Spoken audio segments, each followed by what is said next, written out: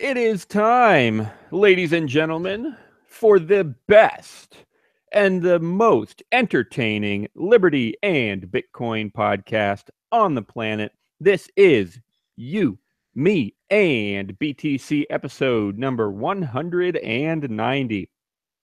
That's right, guys. We got another even round multiple of 10. So that's cause to celebrate. As always, next time, though, holy crap, 200. Tim, what are we going to do for episode 200? Probably complain, bitch a little bit more, and then probably just mute me for a little bit or ban me. Oh Whatever. yeah, Tim made it back. I forgot I muted you at the I ejected you at the end of last week's show. Thanks for being here, guys. I am Daniel Brown, and in case you didn't get that already, I'm here with Tim Baker. And we got lots of fun stuff planned for today. Kim Dotcom. That's his real name, Kim Dotcom. He's launching stuff, Bitcoin stuff, file sharing stuff. The best part is he's already in trouble for file sharing, and he's just like, screw it, I'm file sharing. So we'll get into all those details, what he's in trouble for, and what he's got planned, the pros and the cons, what we know, what we don't know. That's all coming up. And supposedly someone, the NSA, I think it was the NSA, one of those alphabet soup guys. Yeah, NSA. According to an anonymous source, so you never really know, but supposedly they identified Satoshi Nakamoto. I have no idea how credible the story is, but it's worth talking about anyway, and we'll get into that and why that is. I'll show you before we get into all that the place to be for tonight. This is you, me, and BTC.com/live. I don't know why somebody like put their phone number in the chat because they wanted to whistleblow on who Satoshi was. This was like an hour ago, like right when I posted this. So too late now. That phone number is, I'm assuming it's a phone number, and it's out there now. So good luck with that one. Launch codes. It's the launch codes for North Korea. So everybody, please call it. Yeah, as soon as we dial it, it'll launch them, and then we'll be to blame. Everybody launch the nuclear winter that is coming to us. Yeah, I don't really feel like texting you, but if you want to email me, maybe that's probably the best. That's Daniel@meandbtc.com. But whatever, I don't know what that's all about. You might get trolled now that your number's out there. I may or may not apologize for that. Anyway, this is the place to be. You got the video here. You got the chat here. Everyone's welcome and encouraged to jump in there. You got some show notes and some links, a couple tweets here that are from Kim Dotcom, some fun stuff. And I never made a Bitcoin poll, so there is no Bitcoin poll today. I literally just forgot about it. So maybe we'll get one up there eventually. But regardless, there's plenty here. Links, show notes, video, chat. That's you, me, and BTC.com/live. I want to give a shout out, guys, to Blockonomics. That's blockonomics.co. We talked about them last week. They have a WordPress plugin for accepting Bitcoin payments without any centralized service. The payments come straight to your wallet. Not like BitPay. You don't have to wait for conversion or anything. They go straight to your wallet, no centralized service. But also, they got here this payment button demo. And it really is about as simple as it gets. You just click pay with Bitcoin and it pops up. You could pick a quantity. Actually, these fields are customizable. You could request an email or you could not request an email. This is not my actual email address, but it's the shortest thing I can think of. And I could click pay and it gives me a QR code right there. So it's super slick, super customizable. That is from blockonomics.co, and they've got more tools too with the plugin and everything. It's awesome. So you can check it out and learn more and do the demo. Remember, the payments go straight to your wallet, no centralized service. Okay, guys, Tim, what do you think about Kim Dotcom and Bitcash? I actually listened to it was episode 137, if anyone's interested. Almost exactly a year ago, we talked about it when he first announced it. So check that out. You, me, and btc.com/E137 will get you to that. But yeah, Tim, you were going on and on about how some people love him and some people hate him. I listened to about half of that episode today to get ready for this one. And you had lots of thoughts. What do you think about him in general? Is he crazy? Is he cool? I I, mean, I follow him on Twitter. He's pretty entertaining. I think I follow him too. I think I probably started following after that. I think I mean, he's decent. He's got me a lot of free shit, probably.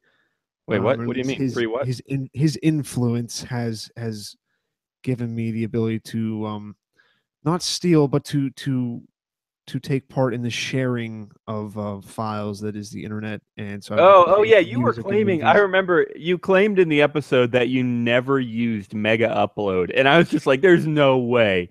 Like Oh, anytime you want to mm. download, a random program or a file, there's no way you've never used Mega Upload, which was his first version of this software, and he got charged for it. It got seized or something, and he's still facing charges. He's facing extradition, and he's still like, "Screw it. Here comes BitCash, guys."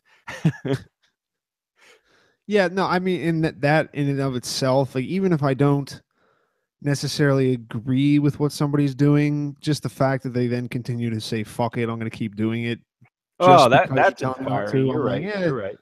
I gotta at least give the guy some credit. That and well, I was about to say he's a giant guy and has a pretty hot wife, but I think she left him right after, like right after he got grabbed the first time or started facing the charges the Maybe. first time. I know he still regularly posts pictures of him and his wife. She is pretty attractive. I'll give her that. Okay, maybe she came And back, but hey, yeah, one congrats to random him. yeah, one random thing that I like about him, obviously it's just on Twitter. Who freaking knows? But he seems like he has an awesome relationship with his kids too.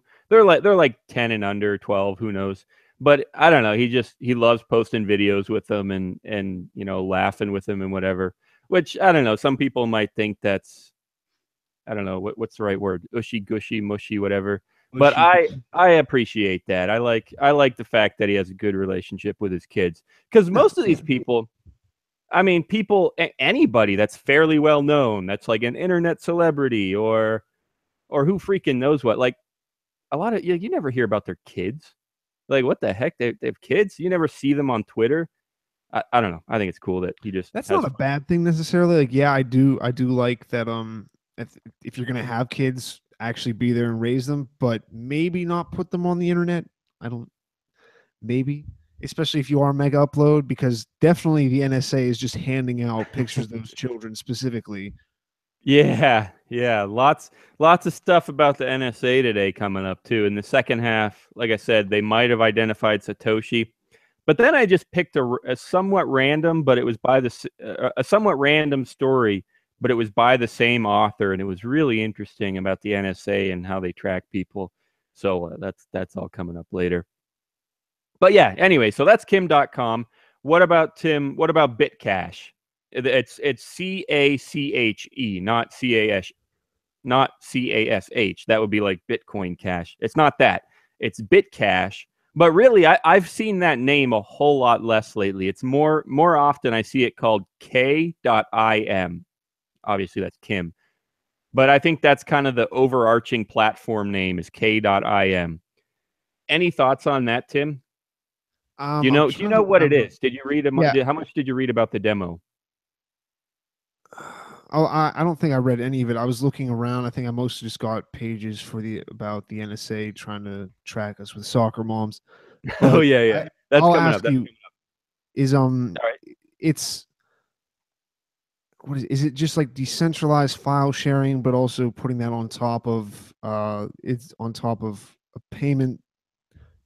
Yeah. So payment thing, like micro payments. But do they right. is the file sharing? Is it transfer with the micropayments? But the whole thing, I'm guessing, is that it is decentralized. I think that's is the very important part to it. I mean, that would be the most important thing, but unfortunately, it doesn't seem to be super decentralized. Here's why I say that.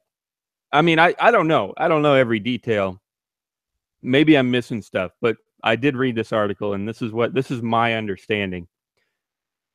Yeah, you're right. We didn't even say the word micropayments yet in this episode, but you're right. That's a big part of it. The idea is that you would just send a micropayment to get access to a file. You know, some files might be stream only, some files might be download permanently for X fee. And yeah, that would be great to have micropayments so that you could spend 5 cents to download an image or a video or something. That is the idea. And yes, decentralized would be amazing. Unfortunately, it doesn't, as far as I can tell, it's just not. It seems like the only reason micropayments work is because the transactions are all off chain. So you'll deposit Bitcoin into this platform, they'll hold it for you and instantly transfer small amounts back and forth. I could be wrong, but that's really all I got out of this. So I'll call that a definite drawback.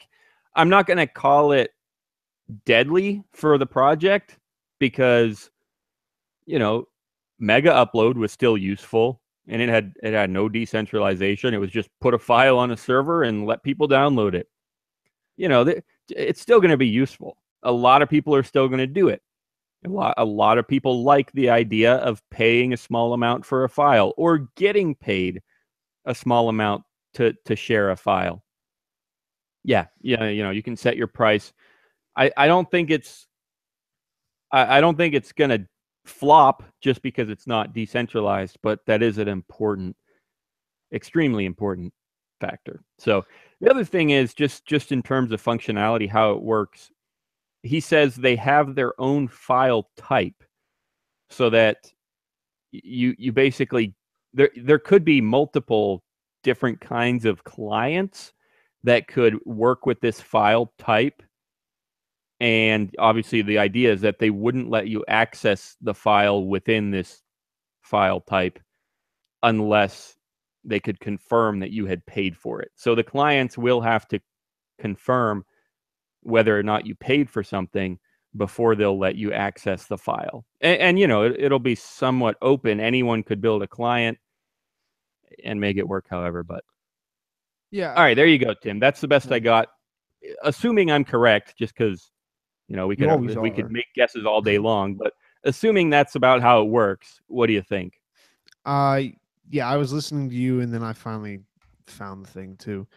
But I do like this. We've talked about this before where it is something where online and stuff like single images, single files, small little songs, you do a lot of times you have to have some kind of a weird middleman for the artist instead of them getting the money directly. I think that's pretty cool. I like the idea of it being able to be across um a bunch of different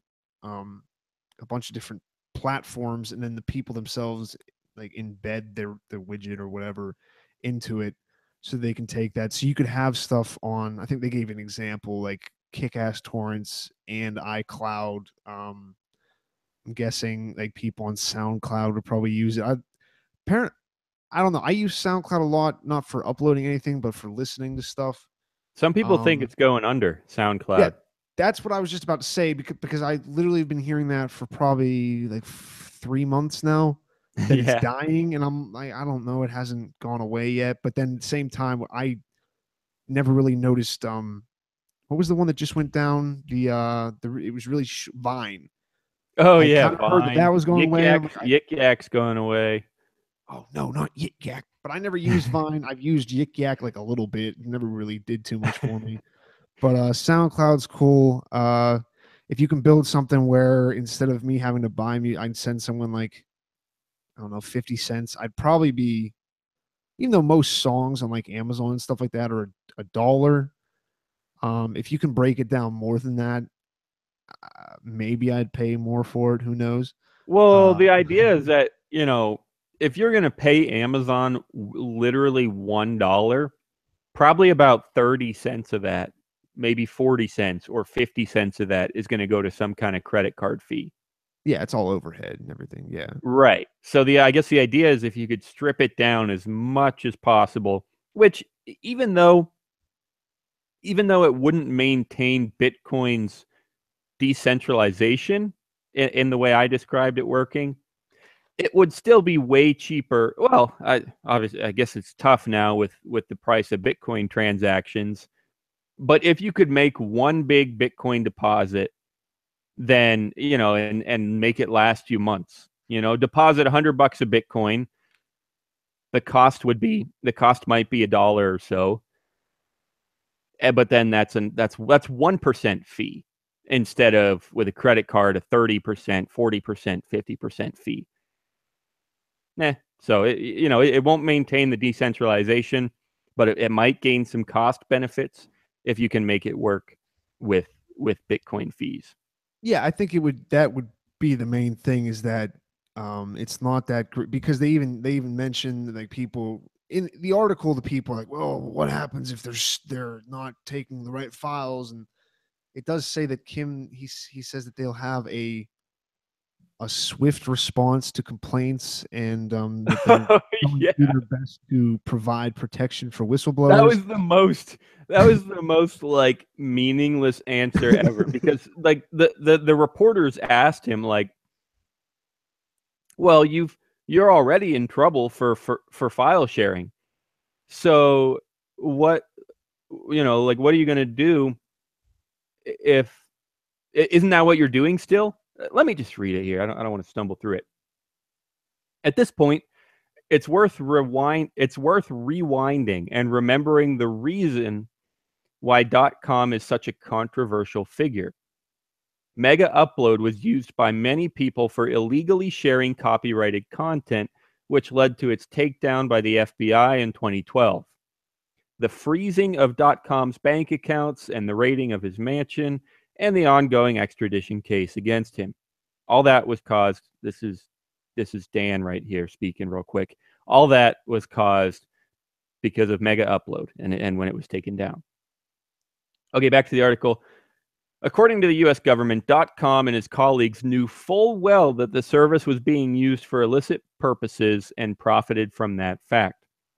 So, what's to stop people from using K.im for the same thing? Or worse, uploading files made by other people and then charging people to download them.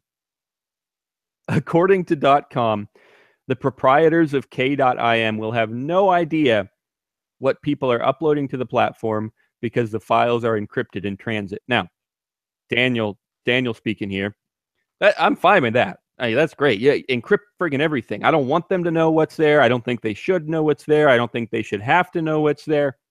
That's perfect. Yeah, definitely. Just encrypt everything. Don't tell them what's there. Who freaking cares? But, however, back to the article. However, if someone complains, then he promises a swift response. Quote, "We have robust notice and takedown features," end quote, he says. What the frick does that mean? You just said that you can't see any of the files, but then you're like, oh, but we could still take down people. Now, it sounds ridiculous, but I'm not blaming him at all. I think it's just a good dodge. Like, oh yeah, we could take people down, but we're never going to, it's like physically impossible for us to have evidence that we should take someone down because everything's encrypted. So I'm not blaming him at all. I'm just laughing at how ridiculous that sounds and how people, like these reporters, this is from fortune.com, by the way. I don't have to credit people as much since I have links in the show notes. But anyway, yeah, fortune.com. I mean, they're just like, oh, good. He can take them down if necessary. No, he doesn't friggin' care. So anyway, that's that. What do you think, Tim? Should he be able to take people down? What the heck? Did we lose him? Oh, geez. I'm all by myself. I don't know where he went. I was too busy reading that article. Anyway, yeah, Tim also mentioned stuff about whistleblowers, which, it's mentioned in the article there that they'll have protection for whistleblowers. And I guess apparently that means a level of anonymity where people can publish stuff, directly to, organizations like the New York Times and CNN and WikiLeaks. And apparently there's protection. I don't know how it works. I don't know where it comes from, but that's what they say. So anyway, yeah, I really want to know what Tim thinks about his ability to take people down. We'll get there. There he is. Yeah, I think that I agree with you where I think it's mostly just like you just throw oh yeah, sure, we can do it, because he Yeah. can't really give another answer. He can't be like, well, yeah, I mean, it's probably gonna get me in the exact kind of trouble it got me before, and it's just not gonna go over very well, and it's just generally gonna be bad, and just everything. So I wish I could give the same answer. Like I could do something wrong, like I could steal from a gas station and be like, yeah, I definitely could have not done that if I didn't want to. I could have not done that. So we cool. or well, that or like or yeah, I mean it's like asking like a gun manufacturer. Well, sometimes people kill. Nah, it's not a good example. Never mind. But yeah, he can't really give a different answer. I'm sure if someone comes up to him and does say something, like if they get complaints like, oh, this person's sharing child pornography, or this person's sharing whatever. I'm trying to think of what other kind of like files I would be against being shared. I mean, we did talk Well, last week about like racist stuff and how people were being shut down for that. So I could see that, but I don't well, how think about that. this? Let's Yeah. have a good classic question. We've covered this topic quite a bit on You, Me, and BTC, mostly because of John, frig him. I mean, he's super interested in copyright, and he's an artist himself. So I'm sure I've asked you this before, Tim, but I don't know. I don't know if I just didn't get a straight answer, or if your answers change, or if I just didn't remember. But I'm just going to put the same question to you again anyway. Where do you stand on copyright in general? You know, if someone pours $100 million into making some movie, should they? Is it morally? Am I morally responsible to pay them for it? Just like that, just super general, overarching question of copyright. You know, obviously there's all kinds of nuances and specific cases, but let's just use that super simple example. I spend a ton of my money making a movie. Is everyone morally responsible to pay me for it if they're going to consume it? No, no. I mean, you can do your best to Okay. pick. There is no. It's not exactly like the labor theory of value, but it kind of is. I guess it would just be the equity theory of value or something like that.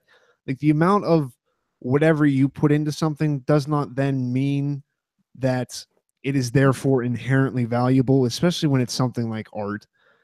I Copyright, I can't.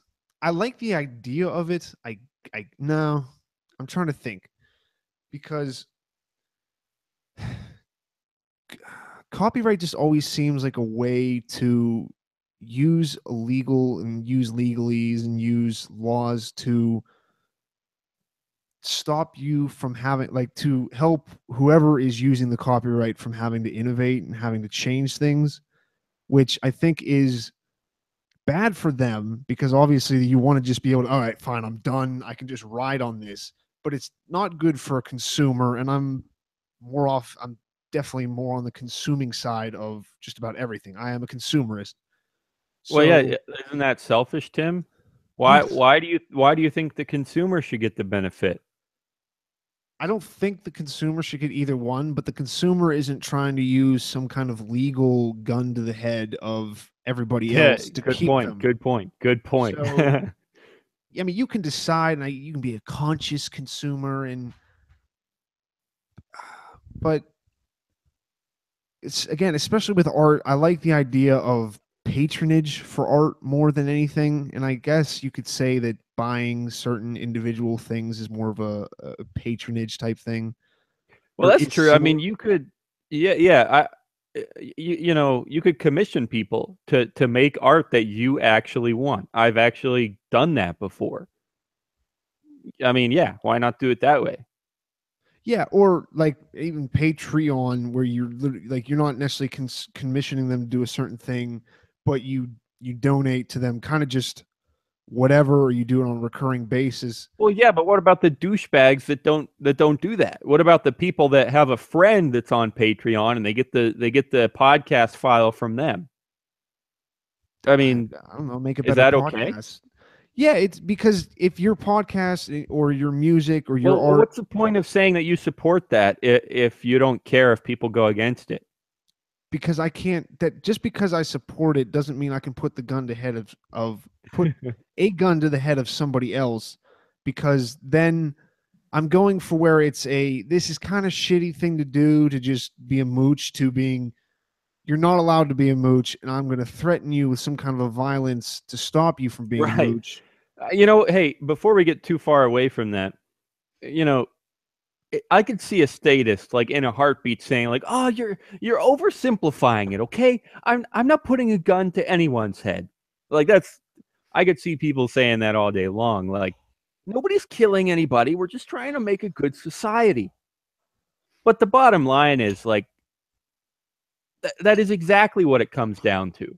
When you make a law and threaten, yeah, that's what it is. You threaten to hurt someone, even often to the point of killing them.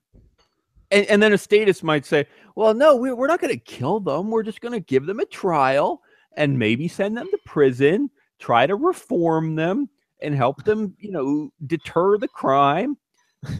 No, like that's the thing. Like, they go on and on about all this crap. It's like, so what? What if I don't want to go to trial? What if I don't want to go to prison? Then what? What if I don't want to get arrested? And what if I try to just sit here? You're either going to physically restrain me or kill me. Like those are the only two options. I think they're saying you're going to simplify, or you're simplifying it too much. I think the whole thing of, if your ethics can't be boiled down to a simple thing, then you're obviously coming from like a belief system where it's like most people, it's so convoluted and complicated that at that point, like, it doesn't even, it's not an ethics, because you have like a specific, well, I mean, this time I'm going to do this and this time I'm going to do that. That's not ethics. That's just you making up stuff for whatever you thought of in the first place, and then kind of justifying it after the fact. So I think I was just going to say, like, a lot of our listeners have heard us say stuff like that. They've heard us explain why it is, why laws are death threats, stuff like that. A lot of our listeners would agree with that. So that's not the point I'm trying to make, although it's always worth reminding people that it's true.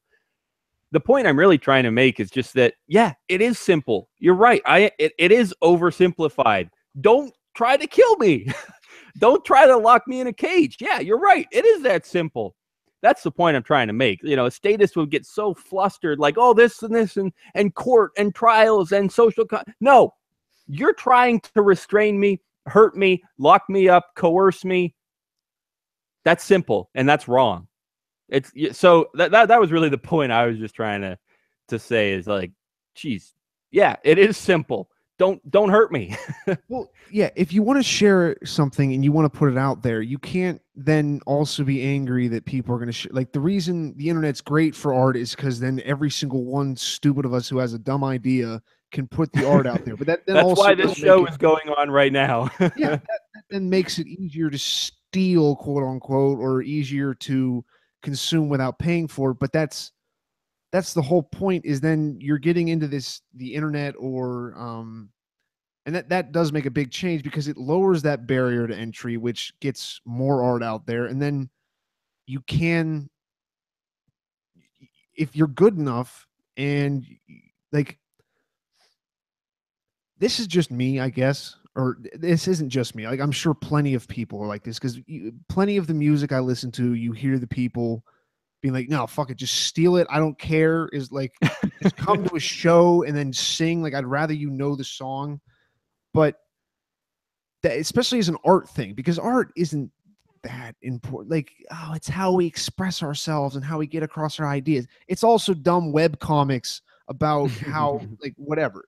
So yeah, one, don't kill people over art and stuff like that, or don't threaten people over art. Oh, hold on.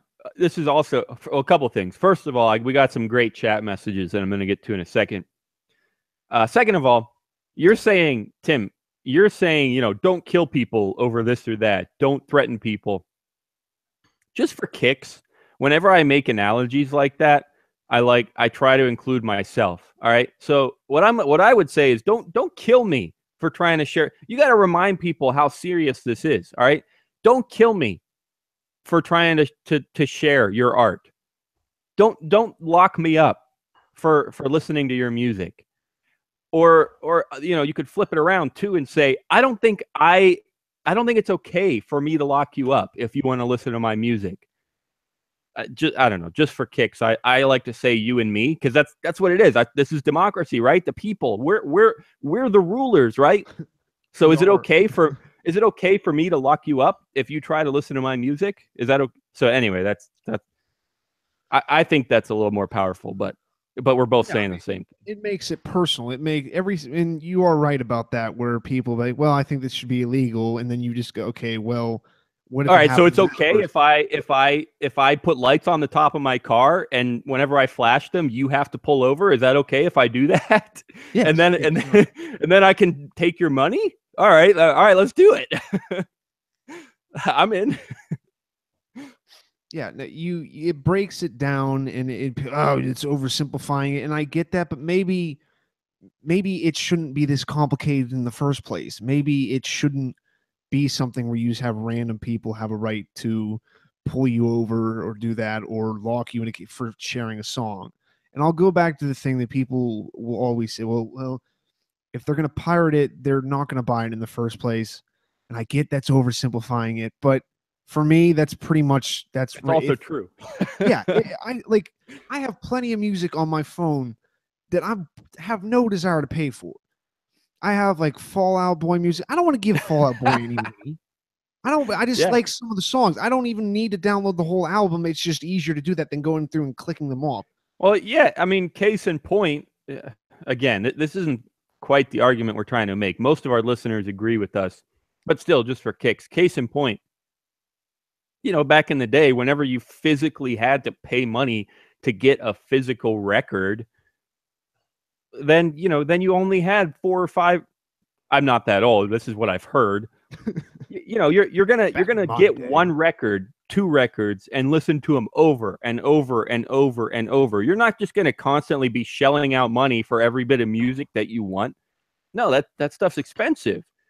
And so that's the point. It's like you're not, there is such a thing as music that you're not willing to pay for, because why would I pay for another record when I have this one and I can just keep listening to it? That's what I've heard anyway. Yeah, well, that again is where then people make money, is off of how now. Again, I listen to all kinds of music, but a lot of the music I listen to is like underground metal or like hardcore stuff like that, which now everybody sells records because they're more expensive, and it's more of like a collector's edition thing, which is we have so much disposable. I've bought vinyl. I got a record player, and I've bought vinyls for them. Yeah. But you wanted that. Yeah, and you specifically, you like the art on the thing, you like all that about that. But I mean, again, probably the first time you heard Sigur Rós, I mean, I don't even understand why then YouTube is okay. Like, again, like, oh, they get paid like a little, like, you're still sharing. Why, like, I get, maybe you can try to make that argument, but why is, I mean, again, it's like YouTube, they'll say that it's like advertising for the music, but so is what I just did talking about Fall Out Boy. I listened to it, I heard it, and then you can no, the idea is that on YouTube, they actually, obviously there's illegal stuff on YouTube, but in general, on YouTube, it's only posted if they have the rights to it. And there are going to be ads that will make money for the artist, theoretically. That's the idea. That's why it's supposed to be okay, because they have the rights and they're making money. Yeah, but do you hear how that's pretty complicated? It's like, well, maybe kind of like the ads will go to it, and it's just kind of roundabout way. Well, all my money comes from ads, and yeah, I know how hard it is to make money off of ads, and how little of it actually goes to the artist. If you put me and John together, my knowledge about ads and his knowledge about artists and record companies and record labels, Yeah, we could do the math and figure out how every time you view a music video, you, you probably have to, for every million views, I bet the artist makes, oh geez, I don't know, $500, $100. I don't know. Yeah, That's a guess, but I don't like the argument because you would also hear people say where it's like, well, I only steal from bigger artists because they make enough money. oh yeah, they are. I'm not, Yeah, yeah, I'm not making that argument. Like I think I it's only steal from Walmart. They're huge. yeah. No, steal from Walmart because they're a corporatocracy and they're trying to take over the world. That's why you steal from Walmart. But yeah, it's just like it's art, okay, and it's not a physical piece unless the person's going and stealing CDs. It's art, and it's like how you're copywriting. Now again, this is me. I can make my own complicated arguments. How can you like copyright digital Colors. bits on a thing? Yeah, Yeah. and like the different and the I have to have ears to be able to hear. If I'm deaf and I steal music, is that still bad? Is that terrible? So yeah, you can make whatever you want to really decide whatever. I would just say that for something like art, which you want to make money off of it, but if you are artistic and you want to do that, at least what most people say is that they do like the expression, and but that expression then does, you need someone to be expressed to. So it's not like that music isn't just going out there and then just making just it's not benefiting the artist by just being out there. Like the point of the art is to be viewed and to be taken Thought in, about. experienced. Yeah, To be experienced. Right. So yeah, go back to that. Don't put people in a cage for doing that. Don't put me in a cage. Yes. See, I'm I don't serious. really, yeah, no, but I don't really consider Daniel people, so I do apologize. Don't put Daniel into cages. Don't put me into cages.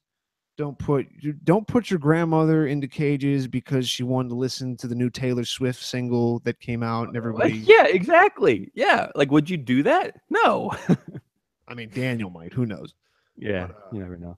Well, hey, I really got to catch up on this chat because we got great stuff and I don't want to miss it. We got Trust Tay coming in hot. I'd say no on the movie budget thing, and I'm assuming he or she means no, you're not morally responsible to pay for a movie that they spent a bunch of money on. This is back to the chat here. It always depends on the business plan. Art is a business. Sometimes art is big budget with a dumb storyline. So selling lots cheap makes sense if it's high art, 1K per. I'm not following every bit of that, but yeah, it is often a business. Not always, though. There are a lot of artists that don't want to make money. But yeah, it is often a business. And at the same time, so what? So what? I don't think that means I have to pay you for it. And I think you're agreeing with that, but I could be wrong. And then same person says, dictating how much tickets should max out or be minimum priced seems super communist. Yeah. Don't kill me for charging $50 to get into my concert. Don't kill me for charging $1 for my DVD. You're right. That is super communist, and it's what the frick? Who am I to tell you how much you can sell your mixtape for? You are correct.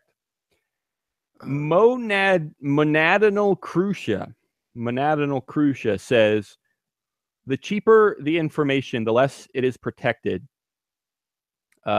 Sure. Yeah, they're going to share it a lot. I think you're right. If it's cheaper, if I need to protect my information, there's ways of doing that. Obviously, you got to protect like your Bitcoin private keys. So information can be protected, but yeah. Anyway, I don't quite get where that's going, but whatever. Trust Tay coming in again. Love this show, guys. Long live crypto anarchy. Thanks a lot, Trust Tay. Thanks a lot. Monadinal Crucia saying, it's not easy to build a legal case with judges that act dishonorable all the time. The internet should drive all prices to zero. Oh, you're definitely right. The very presence of a judge is hard to overcome. It's hard to make a case against someone that thinks they can tell you what to do. They're already skewed in the head just by their job description, and then you're going to try to argue something true to them. Like they already have trouble coming to terms with reality, and then you're going to have to try to make a point to them. Yeah, it's hard to build a case against judges, or to a judge, I would say. Oh, the judges don't give a fuck. Yeah, I mean, their very existence, they only exist because they don't understand reality, is what I would say. For the most part. I mean, you could have private judges too, but that's not really a thing in our society. Trust I think it's lame paying for stuff that all the creators are dead. Yeah, well, that's true. Yeah, no need to pay a dead person. Shouldn't need to rebuy stuff if we can share it. Do you know how many, this is Monadinal Crucia, do you know how many CDs I bought over and over before I bought them on iTunes? The element you guys are missing is justice. Justice in all caps. I don't know what that, maybe she's arguing that we should have to pay for music. Justice. And it's you know, it's unjust not to pay. I don't know. Joseph Gatchalian says, are we talking about smart contracts? I wish. See, that's what I would have hoped. All the way going back to the whole point of this conversation was Kim Dotcom's Bitcash project, or his K.im project. File sharing for Bitcoin is what it is in a sentence. I wish it was a smart contract. You could listen to the beginning of the show, Joseph, to hear my description of why it's not really decentralized. I wish it was a smart contract, but it seems to me like it's centralized. So no, it's not really. Vinyl, this is Trust vinyl and stuff has a special quality. It's like holding an antique. Yeah, you're right. It's kind of a collectible. Oh, wow. I really should have caught up with this chat earlier. Got several more here. Justified in terms of paying for content. Copywriting is contractual. So is purchasing stuff. All the things we do are contracts. Okay. I'm tired of living for free. Spread eagle cross the block. That was Tim. I don't know what he's talking about either. I was throwing up death grips. Sure. All right, one more here from Joseph Gatchalian. Banksy is some of the most expensive art in the world, and he doesn't receive a dime when people sell his art for millions. Yeah, that's a good point. That it was brought up a little earlier too about dead people's art. I mean, who gets the money then? To me, it's all the more proof that, like, well, I mean, if you're going to buy an actual original physical piece of art, okay, well, that's scarce. There's literally one of them in the world, and somebody happens to own it. So yeah, it's going to cost money. That's fine with me. But when you're talking about a movie or music or any kind of information that can be copied, well, yeah, don't. I'm sorry. Are you going to kill me for giving a song to Tim? That's up to you, but I don't think you are. Yeah. So I think I do agree with where people say that it kind of cheapens art, where it literally, instead of having to wait for a CD, or like back in the, you used to buy a CD and you listen to it over and over and over and over and over again. But again, one, that doesn't make it right to threaten people, but two, I don't think that's bad to kind of just cheapen art a little bit. It's probably not anywhere near as. Yeah, well then if it's cheaper, then more people have access to it. How is that bad? You're saying you don't want people to have access to art? So why are you insisting on it being paid for if you don't want people to have it? You know, anyway, I'm putting words in their mouths. It's a bit of a straw man, but it's fun anyway. That's what journalism is, Daniel. All you got to do is. Yeah. Okay. Joseph also says, presumably when I was talking about smart contracts and how I wish this was a smart contract, Joseph says, That's exactly why something like ETH will thrive, Ethereum. Because I'm assuming he's saying because it will enable stuff like decentralized file sharing. Sure. Again, we've said it 100 times. Never had a ton of time to get involved with ETH on this show, but you know, it has its value. You're right. Okay. I promised on a tweet that went out about 10 minutes ago that we would be covering this story about identifying Satoshi. So we got to get that squeezed in before we wrap up. I also, just for kicks, I wanted to share this website I put together, bitcoinratio.com, just because it's super simple. There's literally nothing here except 3 numbers. Bitcoin cash per Bitcoin, US dollars per Bitcoin, and US dollars per Bitcoin cash. I'm going to build it out over time, but for now it's just super simple. You know, especially when you're trying to, you know, collect your Bitcoin cash and dump it. You can just see, you know, decide if you want to dump it for dollars or dump it for Bitcoin.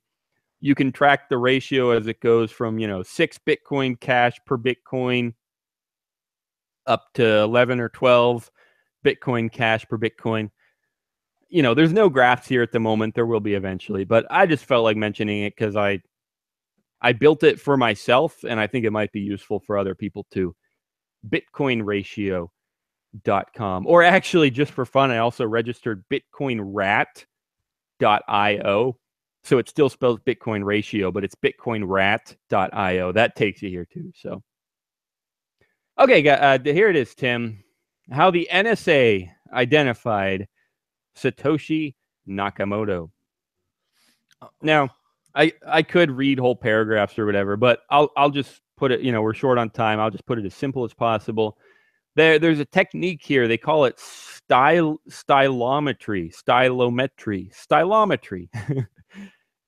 And essentially it comes down to comparing your written words or analyzing and fingerprinting. That's the word I used in the episode title, is fingerprinting. They basically fingerprinted Satoshi's writings and compared it. Here's where it gets real creepy. I will read a sentence or two here. The NSA then took bulk emails and texts collected from their mass surveillance efforts through PRISM, a court-approved front door access to Google and Yahoo accounts, and then through MUSCULAR, where the NSA copies data flows across fiber optic cables that carry information among the data centers of Google, Yahoo, Amazon, and Facebook. So basically, the theory here, again, there's not too much backing for this. They never released Satoshi's identity or anything. But the theory is that the NSA already has all kinds of communications on Facebook and Google and Yahoo and Amazon. Okay. And so all they had to do was take Satoshi's writings, keep track of how often he used certain words and phrases, and compare that to every other millions and billions and trillions of communication snippets that they have to figure out who it matches. Well, you know, what person out there uses the same word frequency as Satoshi? Well, that must be Satoshi. All right, so that's the idea. That's all of it in a nutshell.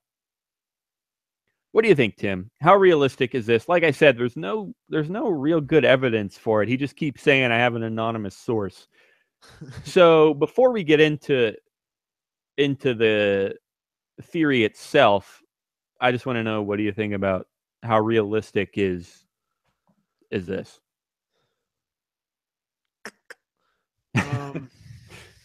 I don't know, because I mean, I would say that I trust them a little bit more than, say, like Newsweek whenever they said they found somebody before, but I don't really. I don't really trust them to not have just been like, yep, no, this is him, but we're not going to tell you yet, but we'll wait for a little bit to ruin somebody's life. If they actually found him,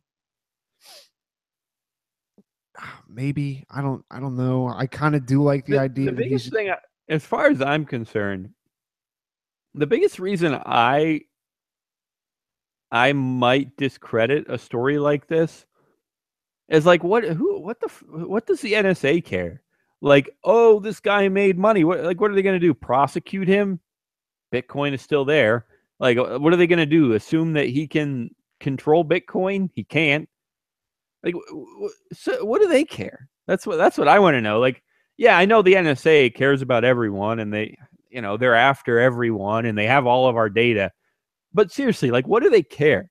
Like, what are they gonna do? Like, oh, we know who Satoshi is, and we're gonna, okay, we're gonna what? Well, what do we do now, guys? There's just like a group of NSA execs in suits, like sitting around the situation room. Okay, guys, we have Satoshi right here. His name is Bob Frankie. You guys want to raid him? Guys, let's raid him. Let's call up some SWAT teams and some helicopters. Come on, guys. We got this. We'll make some big news. I mean, but seriously, like obviously I'm joking, but also seriously, like, what the frick do they care? No, Daniel, you don't understand. There are pedophiles out there, So they but want to they're rape okay. Satoshi? No, Is that what you're saying? well, I mean, I think he's beyond the age that would actually be pretty cool if Satoshi was just some toddler who just like smacked. It's like, yeah, you gonna put the money over here? No, I don't know. It's always about money. Anything with money, they're gonna go Well, after. actually, that's probably the biggest thing. Is supposedly he's like a billionaire now because he probably has access to all the earliest Bitcoins ever created.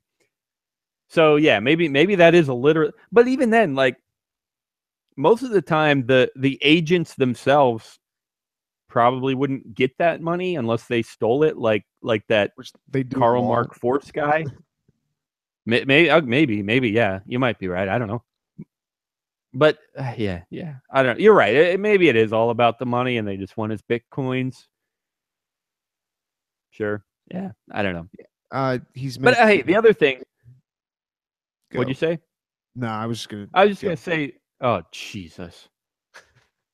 All right. Well, first of all, before I forget, I'll just glance through some chat here. They'll probably falsely accuse a lot of people this way. They imitate each other's writing style. So yeah, that's a big one that we got to get into. Like, okay, let's say they did care about who Satoshi was and they were doing all this analysis. That's the logical next question is just how accurate do you think a analysis like this is? Is that really going to work, or is it just guesswork? Yeah, I mean, it sounds like guess because, yeah, his exact point about where there are so many people and there's so many people writing that even if you don't mean to, which a lot of the times it happens because people copy each other and do it like verbatim, you're going to have so many different people that do write like that. And you, well, we followed his way to do this. Although I do remember a while ago talking about how, like,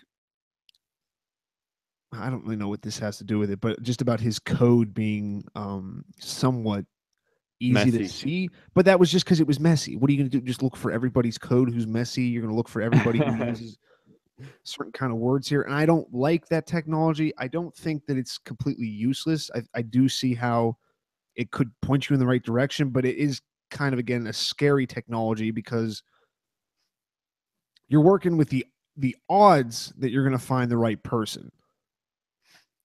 And those odds may be good, but that still doesn't mean that you're definitely going to get the right person or that it's even worth trusting that to get the right person. And again, it's about money, and they probably, if they actually want to take them down, it probably won't be like money charges. They'll probably just drum up something else that they found, and you can, because again, there's so many goddamn laws, you can pretty much put anybody, if you dig into them for about 5 minutes on the behalf of the NSA, if they dig into somebody for any amount of time, they can put you away. Oh yeah, jeez, that's friggin' right. If they're, that's what, yeah. If they're after you, you're screwed. That's, yeah. That's a real reality check when you think about, you try to protect all your information. You might never touch Google, you might never touch Facebook or Amazon, but you're still screwed. If they want you, you're still screwed. You just are. I mean, that's another big thing in this story that we have to get to real quick before we wrap up, is this whole idea of, what did they call it? PRISM and MUSCULAR, where they just, in bulk, they just take everything from all these servers and all these communication pipelines. They just take everything. Like, what's the response to that? Whether it's true or not, I guess we'll just assume it's true for the purposes of this question. What would be your response? Like, what do you do with your life next?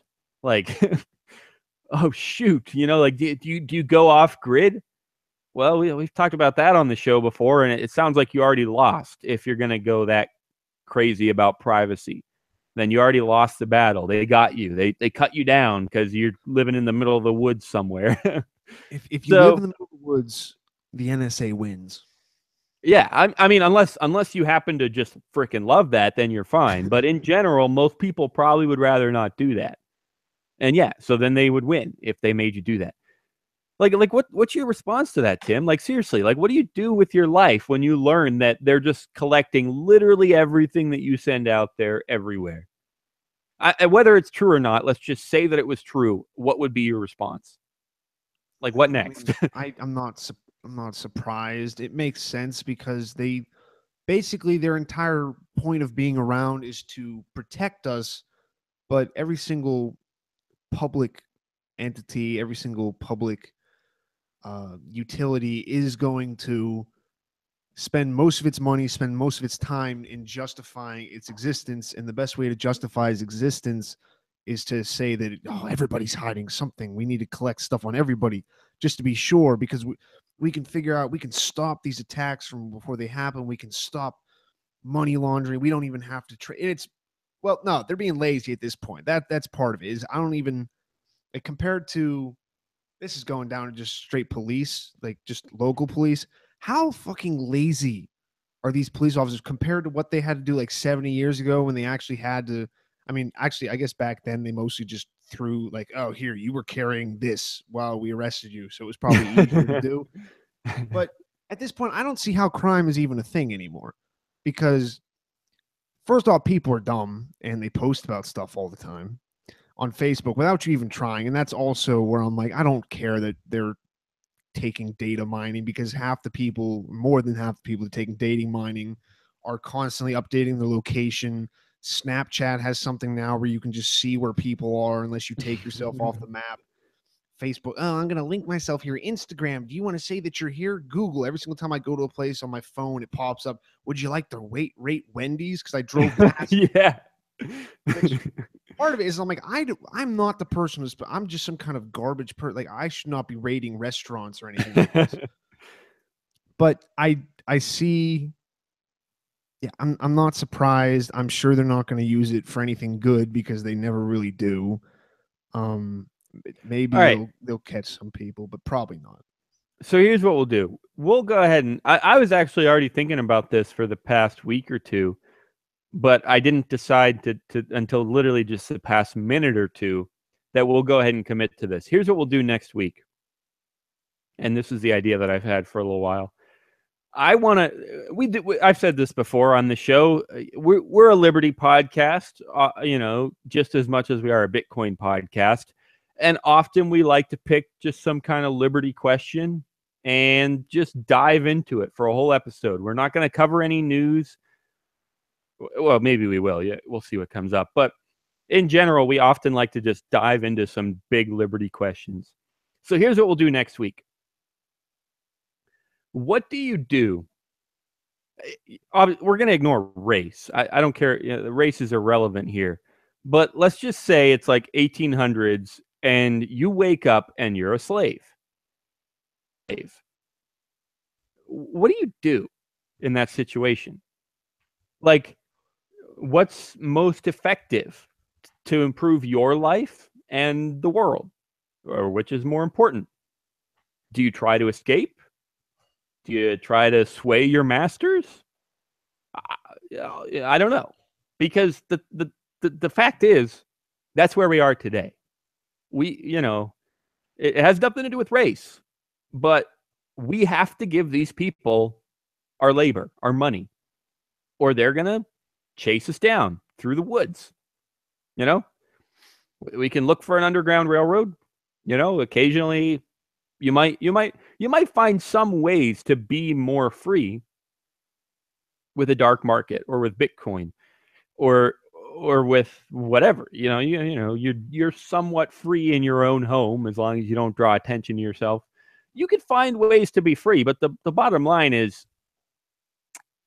unless you go off grid, you're still going to owe a crap ton of money to the government every day. $50 a day, $100 a day, every time you go to work. Those are real numbers that people pay to the government. So anyway, I've been thinking for a while. I want to try to just talk over that question. Like, I'm literally a slave. What do I do? What's my best course of action for myself and for the world? So I'll go ahead and commit to taking that up next week. Does that sound good, Tim? Yeah, except that I would like to go off of what Joseph just said in the chat. And this is a perfect way to live. And it's inspired by, I'm guessing the Randy from Trailer Park Boys used to do it, and he made a living doing this, is just suck dick for cheeseburgers. They can't tax that, and you'll be fine. All right. Okay, I'll put that on my to-do list. Geez. Hey, guys, thanks so much for jumping in the chat. Truste, Monadinal, Crucia, Joseph Gatchalian. You guys have just been scrolling on by. I've tried to catch up here and there, and I hope I've done all right. But that's when it works out best, is when we got all kinds of chat. To the woods, says Truste. Yeah, I mean, maybe that is the answer. Go off grid. I don't know. We'll talk it over next week, guys, and hopefully you'll be there in the chat letting us know what you think. If not, send us a tweet in the meantime. At you, me, and BTC is our Twitter handle, and you can tweet us anytime. And if it's relevant to the next episode, we'll try to get into whatever you tweet us anytime. Tim, you got any advice for us? I'll just go ahead and take the easy one and say, yeah, tweet us. I love that advice. Give us a thumbs up, maybe a comment on YouTube, on our website, on Twitter, on SoundCloud, wherever you are. Hit a share button, hit a heart button, hit a like button. That'll be my advice of the week. Also, just for kicks, bitcoinratio.com. That's a fun one. Check that out. Tim, what you got for us? Just the cheeseburger advice? I mean, that's definitely one. Advice, I don't know, live as free as you can, or live as free as you need to. Don't fall into, they can't enslave your mind, man. And I guess go off of that and just enjoy yourself. Don't freak out all the time about how they're oppressing you, but try to live as free as you can. All right, that's a good call. Come back next week for more on that. I'm being dead serious. Like, that's also some advice, is come back next week, because we'll get into all that and think about where we're at and how we deal with that. I have been examples how to live your life. Okay, yeah, sorry. I have been Daniel Brown. I have been here with it's Tim Baker. Monadinal Crucia says, buy up. That's some real good advice. Joseph says, great work, gentlemen. Nice work, actually. And praise. Thanks, buddy. Thanks, Truste. Praise to you, too. All right, peace out, guys. We'll see you next Thursday. And in the meantime, head to you, me, and btc.com. Hit a social media button or a subscribe button, or fill out an email form. Whatever you want to do. We got everything. Whatever's easiest for you. It's all there. And I really apologize for the music that you're hearing right now on the podcast version, but it is what it is. Please peace steal out, guys. all Catch you John's next stuff. week. Do Bye, it, guys. Do it. Bye. Love